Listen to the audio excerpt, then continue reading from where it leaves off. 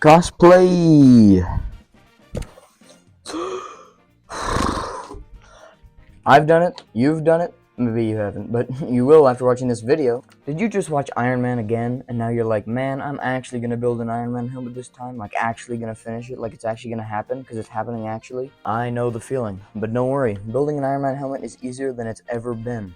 With all this high-tech circuitry, high-tech 3D printing, that's pretty much all you need for this project. Let's get into it. But before you even do any of that, there's one thing you definitely need. Filament. Actually, we only need 2 of these, so it's better. I just got the other ones for the bulk sale. For the actual helmet, I'm just using 2 rolls of this black PLA basic. Probably only going to need 1, in case there's any failures or scaling issues. Stupid. So let's get into it.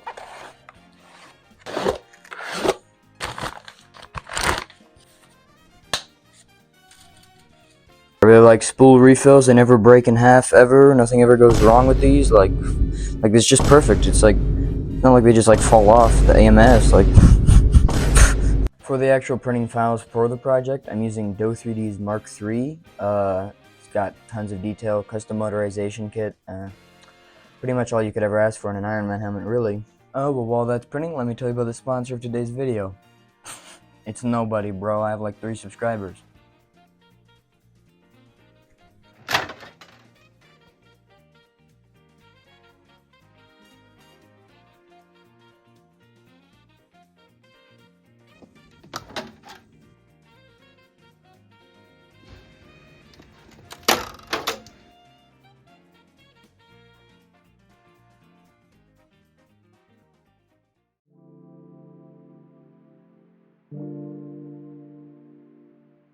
Alright, this is the filament waste from the helmet. Honestly, not bad. So, all the parts are now printed. Much bigger than last time. And I think it's all gonna work perfectly. It actually looks kind of cool in just like a plain black right now, so like... I'm just kidding, I'm still gonna paint it. But I guess let's do a test motorization to see how everything works. Exciting, right? Yo, that's crazy.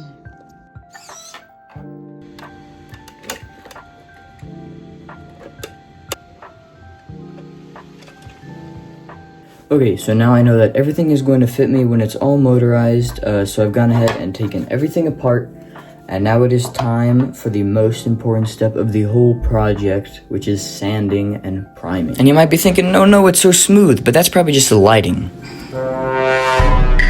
So just make sure you're really sanding everything. Remember, the longer you spend sanding, the smoother it's gonna look in the end. So once you've done enough repeats of sanding and priming, hit it with some gloss black, some chrome silver, whatever color that specific piece is, and then some gloss clear coat. That'll make it look very nice. So this is what it looks like, and at first I was like, okay, yeah, that's all well and good, but then I saw that. So I quickly hatched a plan to sand that specific area and paint it, but So I quickly hatched yet another plan to, yeah, you guessed it, sand everything down and start the painting from scratch. Alright, so after that near disaster, I went ahead and painted the rest of the pieces, chrome silver, and then their glossy reds. Alright, and in case you're wondering, here are all the paints I used in the order of use. Alright, and this is what it wound up looking like. Super shiny, super nice, super happy with it. Alright, so now it's time to take this helmet to the next level. Yup, motorization time. Alright, so at first I was gonna end up using these 9G micro servos, but they turned out to be like garbage.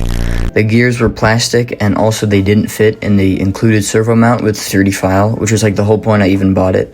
So I went ahead and bought these much better ones, these MG90 micro servos with metal gears, which have a lot more torque and can lift a lot heavier weights, and they actually fit the servo mount, so that is great.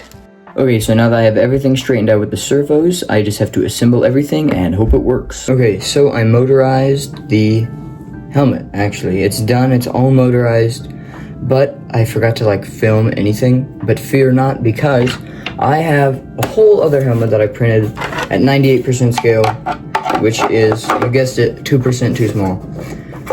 One day it will become a battle damage helmet, but for now it can be an example for me to use on you to show you how to actually motorize this thing. Okay, so for the servos actually being mounted in the helmet, you're going to put it on the Widow's Peak in their little casing. That's the red stuff right there. And then these two yellow bars are what's attaching the servos to the faceplate. And then they're screwed onto those little red things. So when you're actually motorizing, you're going to need to get yourself a bunch of screws and nuts. So like get a screw and nut set from like Home Depot or something like that. And so that it's absolutely necessary for this project. So hop over there. They're not that expensive, like $3. Okay, so after you've actually gone ahead and put the servos on the Widow's Peak and mounted them to the faceplate, and this is all with using DO3D's file. It comes with the servo mounts. But actually, one sec. So DO3D's helmet has a lot of detail, and the actual servo mounts themselves are very good. But it comes with these little support arms that connect to like a moving jaw thing, and it's not aligned at all. Like, it doesn't work. It won't be able to open if you actually use it. So it actually causes you to print these out, go to Thingiverse, look up Mark 85 motorization kit, and then look for the support arms and then support mounts. Print those out right now. You need them because DO3D put them in the wrong place. So it's not actually going to be able to open. So if you actually did want a moving jaw, I suggest going to Walsh 3D, because over there's a bunch of great motorization stuff. There's a bunch of full Iron Man suits, servo mounts, everything. It's beautiful.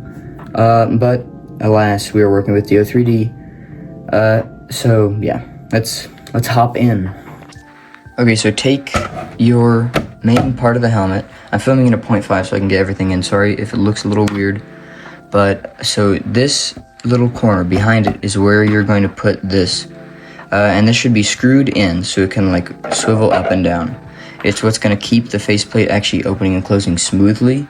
And they're the most important thing.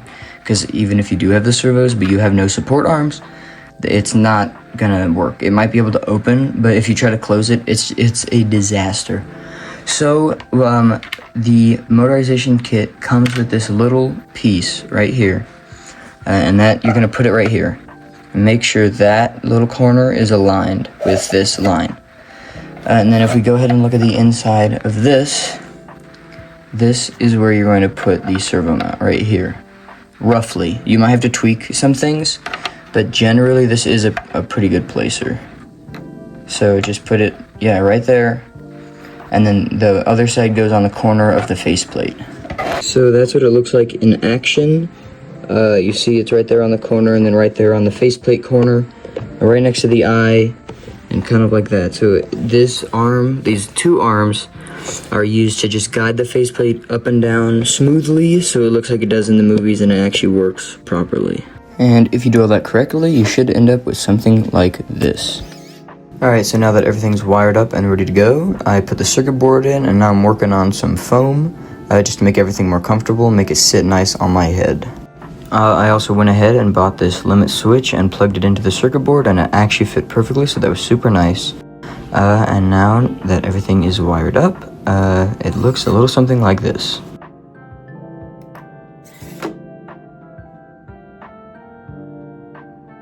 And I just want to really quick thank Frankly Built. You gave me all the advice, all the information that I needed. So if you're still confused after watching this video, please go ahead, go over to his channel. Bunch of Iron Man stuff. He has 2 Iron Man suits. And so I guess that concludes the video. I hope you all learned a little something. Have fun printing.